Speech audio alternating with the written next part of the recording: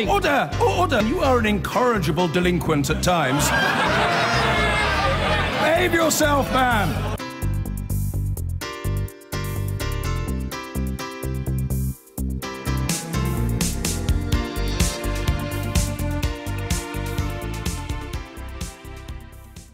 Hey, welcome back to Reliable Sources. I'm Brian Stelter.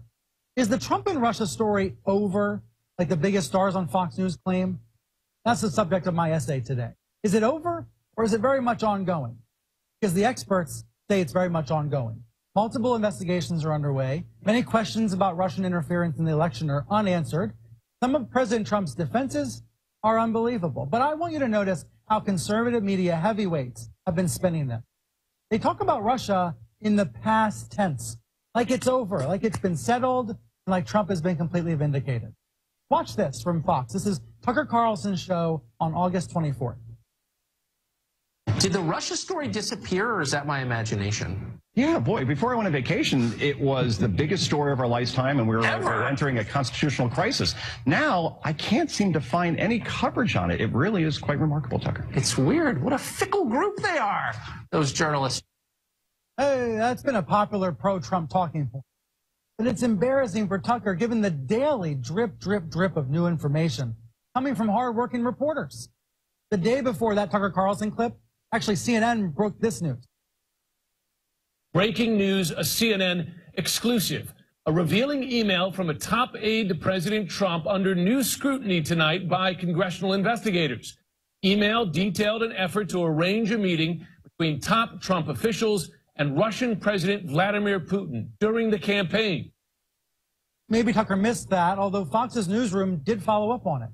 Maybe Tucker also missed this headline from the day before. This is from Politico, saying Trump had been clashing with multiple GOP senators over Russia.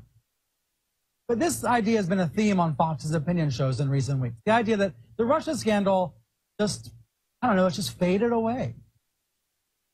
What is one thing that I don't think anybody has talked about all week? Russia. In fact, I don't remember the last time I read a story about Russia. And 3 weeks ago, it was all we were talking about. So now, they claim, Trump critics are desperately trying to change the subject. The Russia probe didn't go anywhere for the Dems, so now they're all outraged over the Confederate statues. They didn't get anywhere thus far on this Russian investigation. Right. They tried. That story really didn't gather a lot of steam. See, it's Russia in the past tense, implying that it's all over now. There's no Robert Mueller investigation. There's no more concerns about hacking or colluding. There's nothing to see here.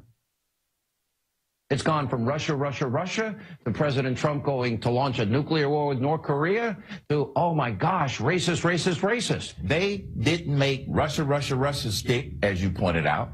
They are trying to make racist, racist, racist stick. So you see what's going on here. The message from these Fox shows is people are out to get Trump no matter what, whether it's about Russia, whether it's about Charlottesville, no matter what it is. Trump morning host, Fox and Friends morning host, not Trump and Friends. Well, that's a good name for it. Fox and Friends host Brian Kilmeade even suggested this is a conspiracy, that whenever Trump has a few good news cycles, the Washington Post finds some new Russia surprise. Every time he gets on a roll, they come up with some type of Russia bingo! Great point. limerick that we all have to digest. Yeah, terrific point. Those talking heads should ask real reporters how this works. This kind of investigative reporting takes a lot of time. It's going to take many more months. But when there are important new developments, and there basically are every day, these pro-Trump shows on Fox just tune it out. They just completely ignore it.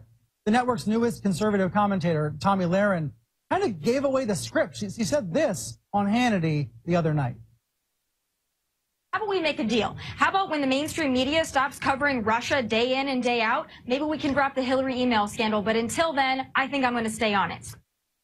What a pretty revealing comment, right? That she's going to keep talking about Clinton as long as everybody else keeps talking about Trump and Russia.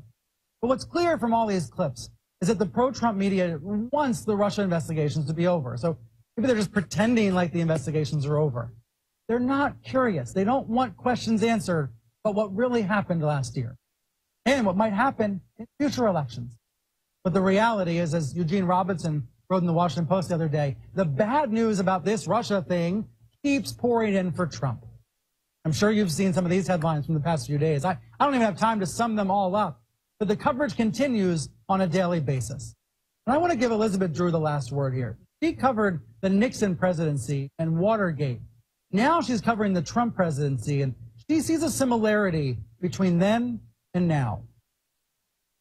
You know, you always have the politicians involved saying, oh, people aren't interested in Watergate. Oh, people aren't interested in that Russia business. You really are just wasting your time. That means they're pretty worried about it. He says the dismissals mean they are actually pretty worried about it.